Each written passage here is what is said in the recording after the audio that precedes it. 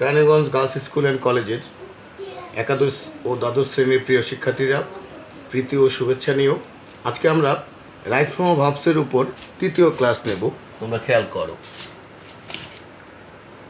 Rule number 4, যদি সেন্টেন্সে ফরের পরে টাইম ফ্যাক্টর মানে হচ্ছে সময় নির্দেশক যে কোনো কিছু। আমরা যখন উদাহরণ দেবো তোমরা ক্লিয়ার হয়ে যাবে।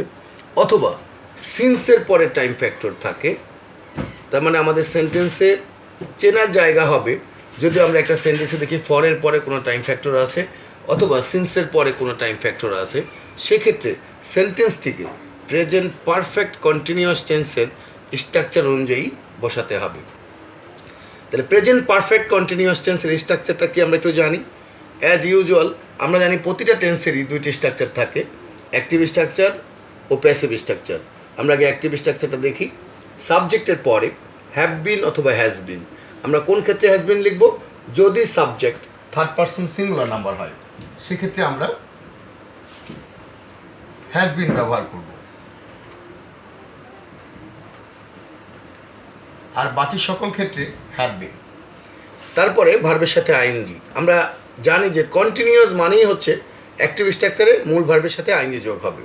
তাহলে আমাদের প্রেজেন্ট পারফেক্ট কন্টিনিউয়াস টেন্সের রাইট ফ্রম ভার্ব করতে গেলে যেহেতু আমাদের ভার্বের স্ট্রাকচার নিয়ে কাজ করতে হবে, আমাদের মাথায় রাখতে হবে have been, has been plus verb plus ING, তারপরে অবজেক্ট বা এক্সটেনশন, তারপরে দেখো ফর অথবা সিন্স থাকবে, তারপরে টাইম ফ্যাক্টর থাকবে।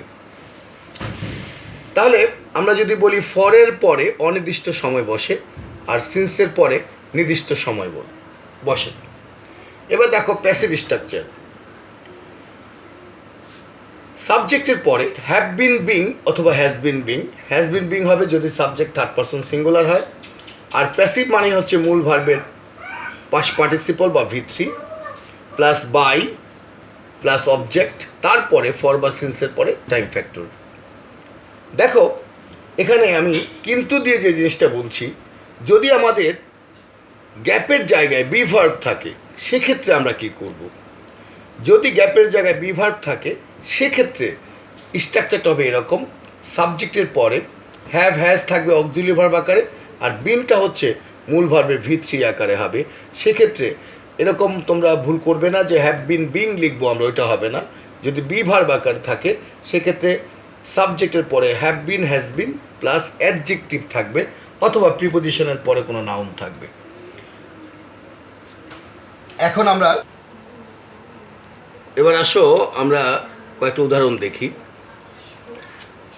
দেখো প্রথম উদাহরণটি, the teacher teach English in this college for 12 years। এই সেন্টেন্সে দেখো আমরা ক্লু আকারে পাচ্ছি ফর, আর ফরের পরে দেখো 12 years, একটা সময় নির্দেশক একটা জিনিস যেটাকে আমরা টাইম ফ্যাক্টর বলছিলাম স্ট্রাকচারের ক্ষেত্রে, তোমরা জানো। তাহলে দেখো ফরের পরে আমরা টাইম ফ্যাক্টর পেয়ে গেছি, মানে 12 yearsকে আমরা টাইম ফ্যাক্টর হিসেবে দেখাইলাম, অর্থাৎ ফরের পরে আমরা টাইম ফ্যাক্টর পেয়েছি। তাহলে আমাদের কোন স্ট্রাকচারটা মনে আসে যে আমাকে প্রেজেন্ট পারফেক্ট কন্টিনিউয়াস টেন্সের স্ট্রাকচার দিয়ে বসাতে হবে। তাহলে আমরা বলছি রাইট ফ্রম ভার্ব করার ক্ষেত্রে সবসময় সাবজেক্ট এবং ভার্বের রিলেশনটাকে আমরা নিরূপণ করে নেব। দেখো টিচ মানে শিক্ষা দেয়, শিক্ষক তো নিজেই শিক্ষা দেয়, তাহলে রিলেশনটা অ্যাক্টিভ। তাহলে আমাদেরকে প্রেজেন্ট পারফেক্ট কন্টিনিউয়াস টেন্সের অ্যাক্টিভ স্ট্রাকচার বসাতে হবে। তাহলে উত্তরটা কী হবে বলো তো? দি টিচার যেহেতু থার্ড পারসন সিঙ্গুলার নাম্বার, তাহলে উত্তরটা হবে হ্যাজ বিন টিচিং। তাহলে পুরো সেন্টেন্সটা কি দাঁড়ালো? The teacher has been teaching English in this college for 12 years। শিক্ষক 12 বছর ধরে এই কলেজে ইংরেজি পড়াচ্ছে। দে লিভ, দ্বিতীয় উদাহরণটা দেখো, they live in Dhaka since 1994। আমরা ফরের বাংলা হচ্ছে যাবৎ বা ধরে, আর সিন্সের বাংলা হচ্ছে হইতে বা থেকে। তাহলে দেখো এখানে সিন্সের পরে আমরা 94, এটা একটা সালের নাম, তার মানে এটা টাইম ফ্যাক্টর। তাহলে সিন্সের পরে যেহেতু আমরা টাইম ফ্যাক্টর দেখতে পাইছি, আমাদের কি করতে হবে? সেন্টেন্সটিকে প্রেজেন্ট পারফেক্ট কন্টিনিউয়াস টেন্সের স্ট্রাকচার অনুযায়ী বসাতে হবে। এবার আমরা সাবজেক্টের সাথে ভার্বটার রিলেশনটা একটু নিরূপণ করে নেব। দেখো দে, তারা, লিভ মানে বাস করা, তারা তো নিজেই বাস করে, তাহলে রিলেশনটা অ্যাক্টিভ। তাহলে অ্যাক্টিভ হলে আমরা অ্যাক্টিভ স্ট্রাকচার বসাবো। দের পরে আমরা জানি হ্যাভ বিন হবে, যেহেতু থার্ড পারসন প্লুরাল, তাই হ্যাভ বিন আর ভার্বের সাথে আইএনজি যোগ। তাহলে উত্তরটা হবে হ্যাভ বিন লিভিং। তাহলে পুরো সেন্টেন্সটা কি দাঁড়ালো? They have been living in Dhaka since 1994, অর্থাৎ 1994 সাল থেকে তারা ঢাকায় বসবাস করছে। তৃতীয় উদাহরণটা দেখো, the man work in this bank for 11 months. তাহলে এখানে দেখো আমরা ক্লু হিসাবে পেলাম ফর 11 মান্থস, আমাদের টাইম ফ্যাক্টর, সংক্ষেপে আমরা যদি টিএফ বলি টাইম ফ্যাক্টর, তাহলে ফরের পরে আমরা টাইম ফ্যাক্টর পেয়েছি। তাহলে আমাদের মাথায় চলে এসছে প্রেজেন্ট পারফেক্ট কন্টিনিউয়াস টেন্সের স্ট্রাকচার। একটু খেয়াল রাখো, এবার আমরা সাবজেক্টের সাথে ভার্বের রিলেশনটা একটু আমরা ঠিক করে নিই। তাহলে দি ম্যান, লোকটি, ওয়ার্ক মানে কাজ করা, তাহলে লোকটি যদি নিজেই কাজ করে তাহলে রিলেশনটা অ্যাক্টিভ।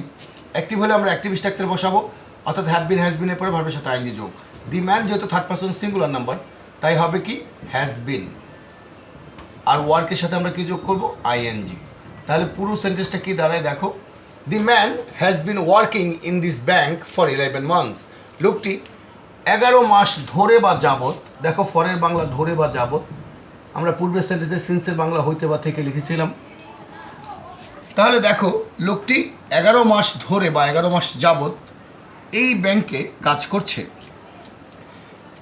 এবার আমরা চতুর্থ উদাহরণটিতে যদি দেখি, it rain cats and dogs since morning.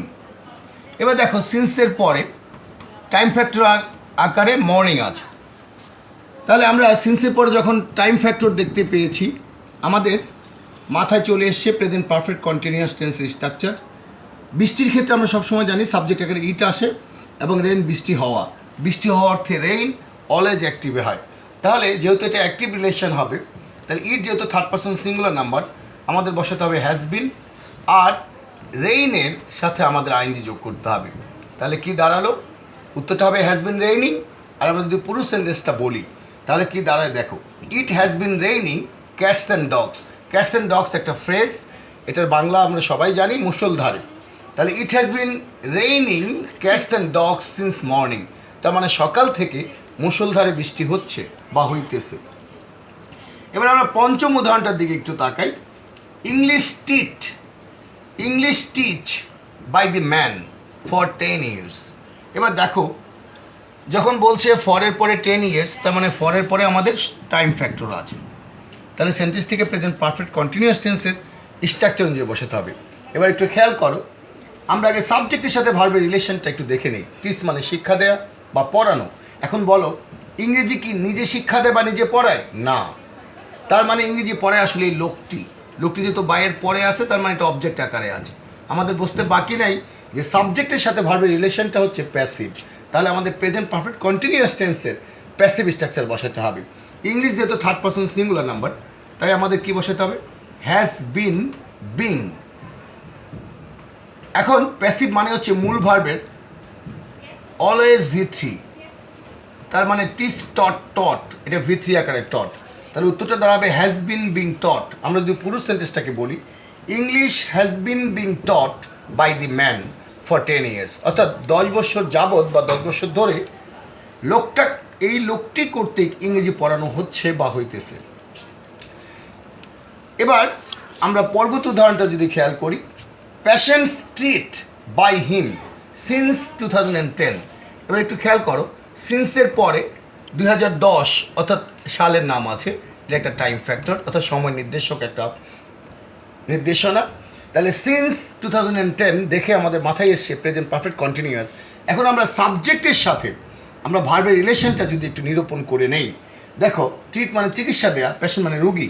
আমাদের এইটুকু বুঝলেই বোঝা যায় যে এটা অ্যাক্টিভ না প্যাসিভ। রুগী তো আর নিজে চিকিৎসা দেবে না, সে চিকিৎসা পাবে। রিলেশনটা প্যাসিভ বলে আমাদের প্যাসিভ স্ট্রাকচার বসাতে হবে have been being, has been being plus V3। এবার একটু খেয়াল করো, patients plural, third person plural number, তাই আমাদের আসবে হ্যাভ বিন বিং।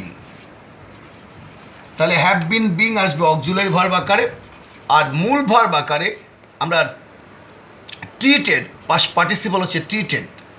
একটু খেয়াল করে দেখো, ট্রিটেড। তাহলে উত্তরটা হবে হ্যাভ বিন বিং ট্রিটেড। আমরা যদি পুরো সেন্টেন্সটা বলি, patients have being treated by him since 2010, অর্থাৎ 2010 সাল থেকে এই তার কর্তৃক রোগীরা চিকিৎসা পেয়ে আসছে।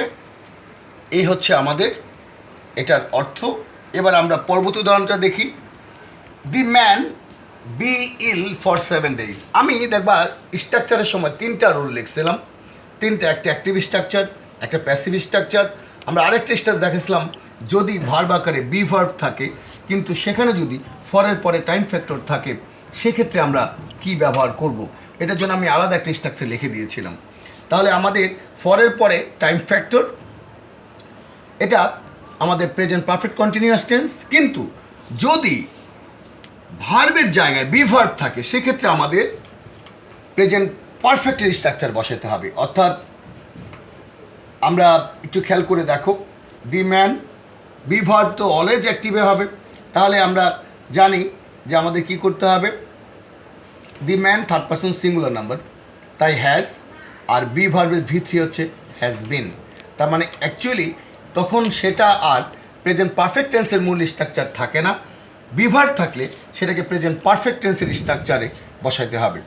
এবার একটু খেয়াল করো, তাহলে আমাদের কি দাঁড়াচ্ছে, উত্তরটা দাঁড়াচ্ছে হচ্ছে the man has been ill for 7 days।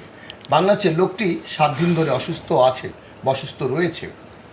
তাহলে যেই জিনিসটা আমাদের মাথায় রাখতে হবে, আমরা ফরের পরে যদি টাইম ফ্যাক্টর দেখি বা সিন্সের পরে টাইম ফ্যাক্টর দেখি কিন্তু মূল ভার্ব আকারে যদি বি ভার্ব থাকে সেক্ষেত্রে আমরা প্রেজেন্ট পারফেক্ট কন্টিনিউয়াস টেন্সের স্ট্রাকচার না বসিয়ে আমরা প্রেজেন্ট পারফেক্টের স্ট্রাকচার বসাবো। যেমনটি এই সেন্টেন্সটিতে দেখলাম আমরা, the man has been ill for 7 days। এবার পরবর্তী উদাহরণেও আমরা একই নিয়মে রেখেছি, একটু খেয়াল করো। আমাদের মূল ভার্ব আকারে অর্থাৎ ভার্বের জায়গায় বি ভার্ব আছে। ইন কোয়ারেন্টাইন, আমরা জানি এই কোভিড সিচুয়েশানে 14 দিনের কোয়ারেন্টাইনে থাকতে হয়। তাহলে ফর 14 days, দেখো ফরের পরে আমরা একটা টাইম ফ্যাক্টর পেয়ে গেছি। তার মানে আমাদের নিয়ম অনুযায়ী, প্রথা অনুযায়ী এটাকে প্রেজেন্ট পারফেক্ট কন্টিনিউয়াস টেন্সের বসানোর কথা, কিন্তু যখন আমরা মূল ভার্ব আকারে অর্থাৎ ভার্বের জায়গায় বি ভার্ব বা টু বি ভার্ব দেখতে পাই তখন আমরা প্রেজেন্ট পারফেক্ট কন্টিনিউয়াস টেন্স না করে প্রেজেন্ট পারফেক্ট টেন্সের স্ট্রাকচারে বসাবো।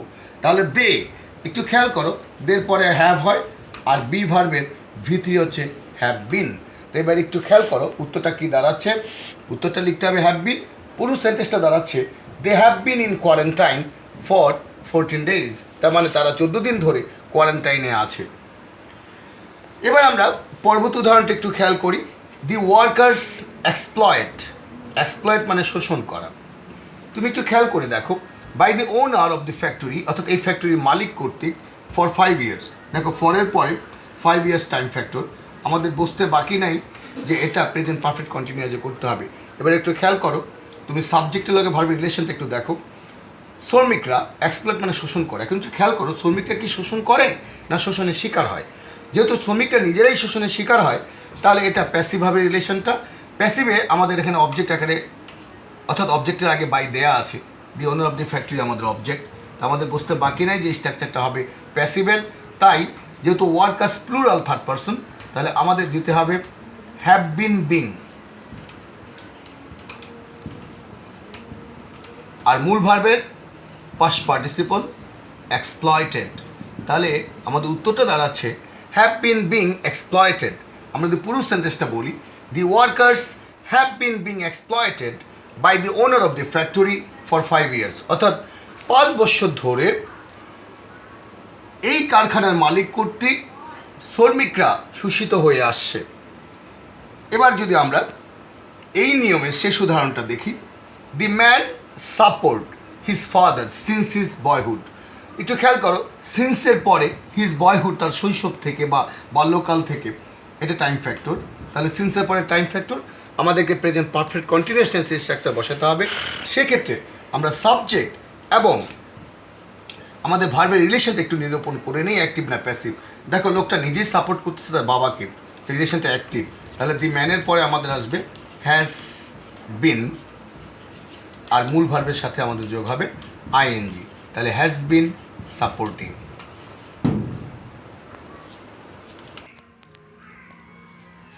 দেখো আমরা পরবর্তী নিয়মে চলে যাই।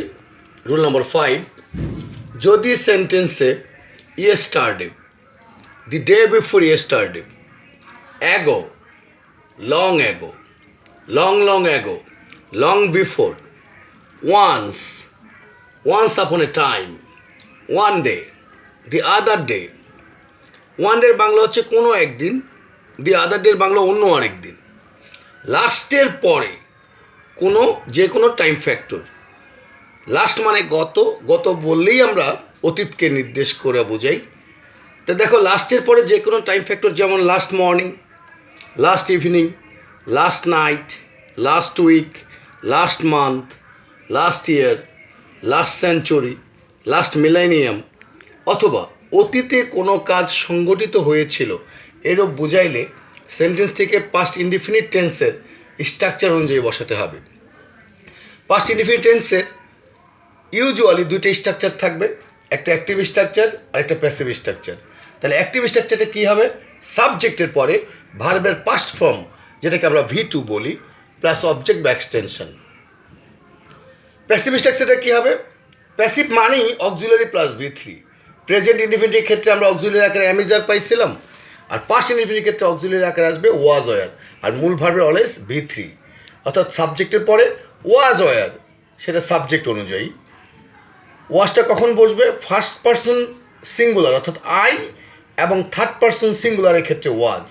তার মানে ওয়াজের ক্ষেত্রে যদি আমরা বলি, ওয়াজ বসবে আই, এবং থার্ড পারসন সিঙ্গুলার যদি হয় সাবজেক্ট, আর বাকি সব ক্ষেত্রে অয়ার। তারপরে V3 plus by plus object. আমরা যদি কিছু এক্সাম্পলস দেখি আমাদের আইডিয়াগুলো আরও ক্লিয়ার হয়ে যাবে। Once I find a clay toy, একটা মাটির খেলনা, ইন এ ফিল্ড। দেখো এখানে ক্লু আকারে ওয়ান্স রয়েছে। ওয়ান্স মানে একদা। আমাদের বুঝতে বাকি নাই যে ঘটনাটা অতীতে ঘটছে এবং সেন্টেন্সটিকে আমাদের পাস্ট ইনডিফিনিটের স্ট্রাকচার অনুযায়ী বসাতে হবে। তাহলে আমরা সাবজেক্টের সাথে ভার্ব রিলেশনটা নিরূপণ করে নিই। আমি তো নিজেই দেখতে পাইছিলাম, রিলেশনটা অ্যাক্টিভ। তাহলে অ্যাক্টিভ যদি হয় আমাদের অ্যাক্টিভ স্ট্রাকচার বসাতে হবে। অ্যাক্টিভ স্ট্রাকচারটা কি? সাবজেক্টের পর জাস্ট V2, অর্থাৎ ফাইন্ডের V2 হচ্ছে ফাউন্ড, FOUND। তাহলে এই ফাউন্ড আমরা V2 আকারে বসাইছি। এবার একটু খেয়াল করো, তাহলে সেন্টেন্সটি কী দাঁড়ায়? Once I found a clay toy in a field. একদা আমি একটা জমিতে একটা মাটির খেলনা দেখতে পাইছিলাম। এবার আমরা দ্বিতীয় উদাহরণটার দিকে যাই। ওয়ান্স আপন এ টাইম, একদা কোনো এক সময়, দেয়ার লিভ এ কিং হু ব্র্যাকেটে be very greedy of gold. এই সেন্টেন্সটাতে দেখো দুইটা গ্যাপ আছে, কিন্তু আমাদের ক্লু আকারে দেখো শুরুতেই আমাদের ক্লু আকারে আমরা ওয়ান্স আপন এ টাইম পাইছি, একদা কোনো এক সময়। তাহলে ওয়ান্স আপন এ টাইম থাকলে আমরা সেন্টেন্সটিকে পাস্ট ইনডিফিনিট স্ট্রাকচার আকারে বসাবো। এখন যদি কখনো দেখো সাবজেক্ট আকারে দেয়ার আছে, সেটা সবসময় অ্যাক্টিভে হয়। তাহলে অ্যাক্টিভ হলে আমাদের প্যাসিভ নিয়ে চিন্তা করার সুযোগই নাই, বা আমরা চেষ্টাই করব না। তাহলে লিভের পাস্ট ফর্ম হবে লিফট। তাহলে এই যে আমরা দুইটা গ্যাপ রাখছি, তাহলে এ নাম্বারের উত্তরটা হবে লিফট।